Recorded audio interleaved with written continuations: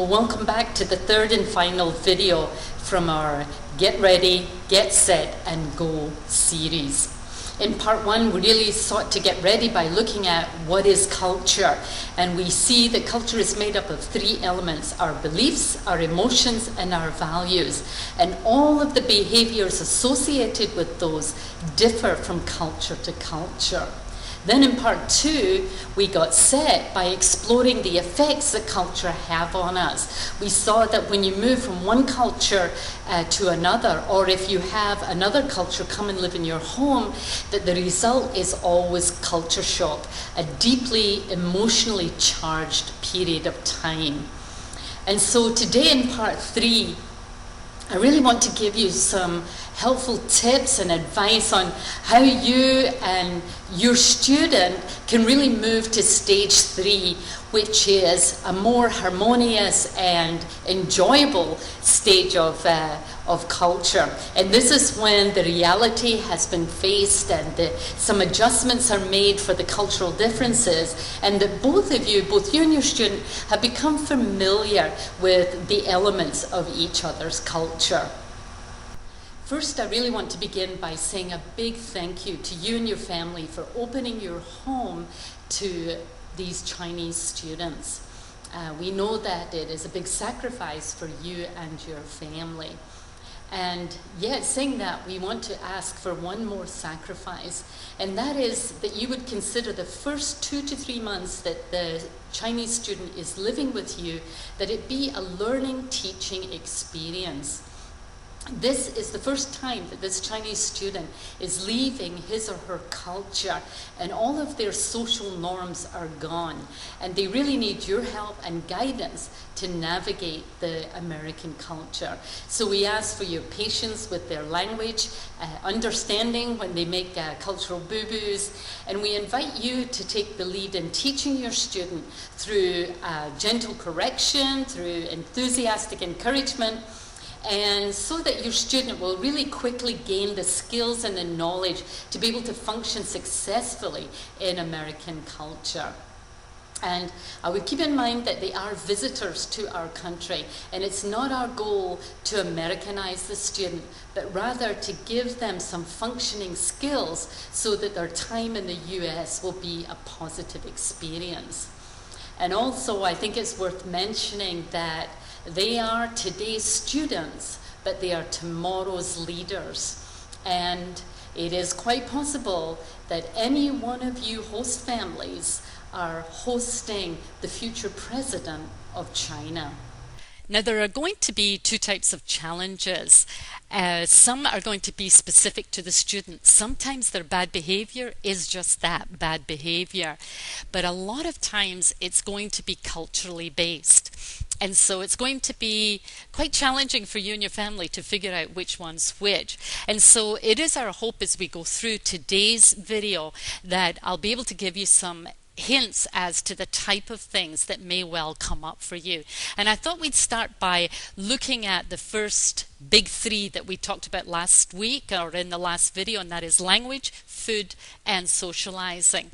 Now, we spent a lot of time on language last time, so I won't spend too much time there, but just again to reiterate that many times nuances of language and being able to express your emotional feelings are really at the upper intermediate levels of language learning. And I remember myself attending a Chinese performance, and as part of this performance, the actors would come up and invite you down to the stage to participate. And so a young boy came up and asked me to come down with him. But of course I was too embarrassed, and I thought I was politely declining, right? But what I actually said in Chinese was, "No, I will not." And of course it was very abrasive and completely impolite. And of course all the people, the Chinese people who were round about me and heard that interaction must have been thinking, "Oh my goodness, that foreigner is so rude." And I'm pretty certain that even to this day that young chap will probably never again go up and invite a foreigner to come down and participate in the performance. So just again to say that language can be quite difficult, and sometimes you'll find the things that your student says are really cute. I remember one time I was living in Holland, and so I had to learn the Dutch language, and during I was in school during the day and staying with the Dutch family at night, and I remember I wanted to tell them I wanted to cut my hair, but I didn't have enough language for it. So I said, I want to scissor my hair. And of course, they found that adorably cute. And so you will too. You'll find some of the things that your Chinese student says cute, but other times there's some that are going to be abrasive for you. But we do invite you to encourage them with their English and, to help them improve their English. We would say don't correct every single word that they ever say wrong, but rather the type of things that they continually say wrong. If you hear them calling an object the wrong thing quite a few times, you might want to say something. Or if several times they're using the wrong tense, you might want to say something there. Correcting every single word, they probably won't be able to learn all those kind of corrections. But to things they're consistently doing, they'll be able to pick up on. So hopefully that's helpful for language. Now, before we leave the topic of language, I think you will enjoy looking at some of these humorous signs. And this really shows the difficulty involved in working in a second language. Look at this first sign by Adidas. Impossible is nothing. Now, I'm pretty sure that's supposed to read nothing is impossible. So, whoops. My guess is someone got fired on that one. And then look at the second one. It shows how nuances and soft words can be quite important. The sign says, don't fall down, as opposed to, we would subtly and more softly say, please be careful. And then there are those signs that can be quite offensive. Look at this third one. It says deformed man's toilet. And of course, we know that that means toilets for differently abled. And then finally, there can be those that can leave you scratching your head. Here's a sign that's supposed to read, please don't touch. If you want to try it out, please ask the assistant to help you. Or please ask for assistance. So there you have it. The challenges, the humors, and the offenses that can take place from bad translations.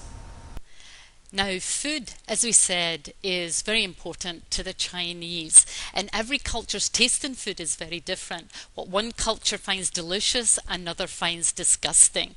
And I mentioned in part 2 that many of the Chinese, it's not their habit to eat cold meals. And so here are some helpful tips on how to prepare for your student. For instance, the student will enjoy toast and warm milk, or a fried egg, or a simple omelette with just some spring onions in it. Now, that said, we understand that it's not always convenient for you or your family, and it's not always your habit to cook in the morning or to cook this kind of food. And so what we really ask is that during the first couple of months that you teach your student how to prepare their own breakfast if they do not participate in what you as a family eat. I would keep in mind though that microwaves are not that common in Asia, and so therefore most students do not have a clue how to use a microwave. So things like your microwave and oven, you're probably going to have to show your student how each of those work. The other thing that would be wonderful is if once in a while you could take your student to the local Chinese market. Now, your local Ivy Bridge representative should be able to help you as to where the nearest market is to your location. And if once in a while you can take your student there, they'll be able to stock up in the food that's familiar to them and stock up in foods that they can prepare for themselves. And then lastly, Ivy Bridge is preparing some videos that will show you step by step how to make some quick and simple Chinese food that both you and your student will enjoy. And the last tip I would give is regarding social behavior. All cultures have a set of behaviors that are considered polite, mannerly, and socially acceptable. However, they are not the same culture to culture. In China, polite kids are taught to eat with chopsticks. In India, they're taught to eat with their hands. Whereas in the United States, polite kids eat with a knife and fork. So in China, polite kids bow when they're introduced, and they avert their eyes when they're talking to people. In America, polite kids shake hands when introduced, and they look into the eyes of people that they're talking to. Now, all of these are normal, everyday social cues, which we take for granted. But now suddenly for the Chinese student, those have all been taken away. What is polite behavior for her or him is not necessarily polite behavior here in the States. But they're confused as to why it's causing offense. And so what I would recommend is that when you begin to realize that there's, one or two things that are constantly sort of rubbing you the wrong way or causing a little bit of friction or cause you to kind of raise your eyebrows, it would be good to not when perhaps you're upset about it or when the student is upset, but rather when things are calm, to sit down with the student and just share with them, when you say this, this is how it makes us feel. When you do this, this is how it's interpreted for us. And be able to share with them and show them how Americans respond. What is polite behavior in America? And what is the more mannerly behavior in America? And this will help them to slowly adapt and begin to have good behavior both in your home and outside of the home.